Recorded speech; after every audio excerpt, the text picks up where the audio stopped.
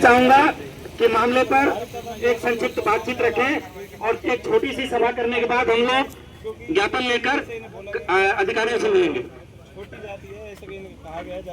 देखिए साथियों, जैसा कि हम आप लोगों को बताते भी रहते हैं कि आपस के जो विवाद हैं, घर के जो विवाद हैं, वो हमें मिलजुल के मोहल्ले के लोगों को, बड़े लोगों को, समझदार लोगों को बिठा के आपस में सुलझाने की कोशिश करनी चाहिए। उनको लेके बार बार पुलिस स्टेशन नहीं आना चाहिए।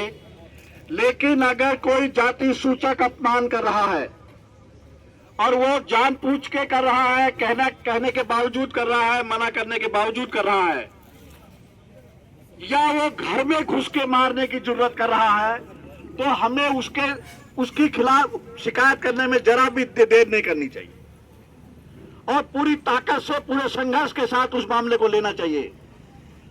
अगर मजदूर के साथ फैक्ट्री में मार पिटाई होती है, रास्ते में कोई कुछ कहता है तो अपने घर चला जाएगा। अगर घर में घुस के उसको मार रहे हैं तो कहां जाएगा और क्या जिएगा फिर वो? ये व्यक्ति कहां गए रोहित?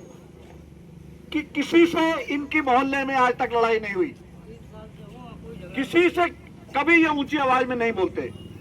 और वो सूरज नाम का गुंडा तिहाड़ जेल भी रह चुका या नीम का जेल रह चुका, जब देखो उल्टी बातें करता है।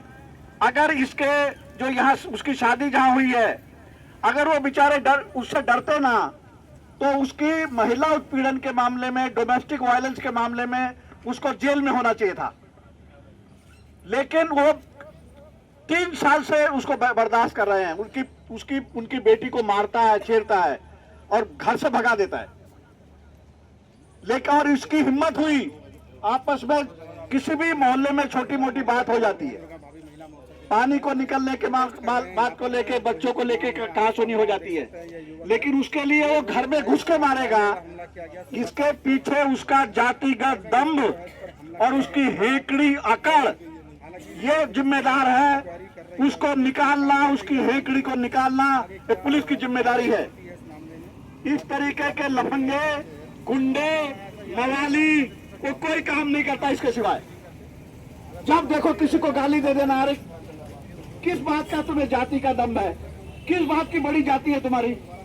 ये मजदूर 10,000 रुपए में कैसे अपना जीवन काट रहे हैं वो वही जानते हैं।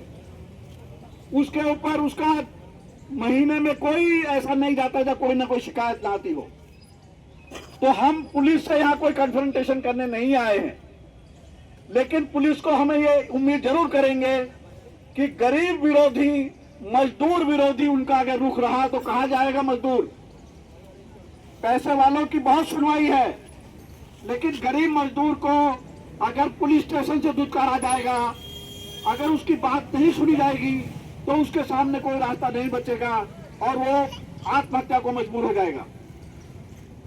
तो जिस तरह से आज कार्रवाई हुई है, हम ये उम्मीद कर रहे हैं कि पुलिस तत्काल कार्रवाई करेगी, एफआईआर की कॉपी हमें मिलेगी और जो गुंडे हैं उनको गिरफ्तार किया जाएगा, जो कानून से सजा बनती है दी जाएगी।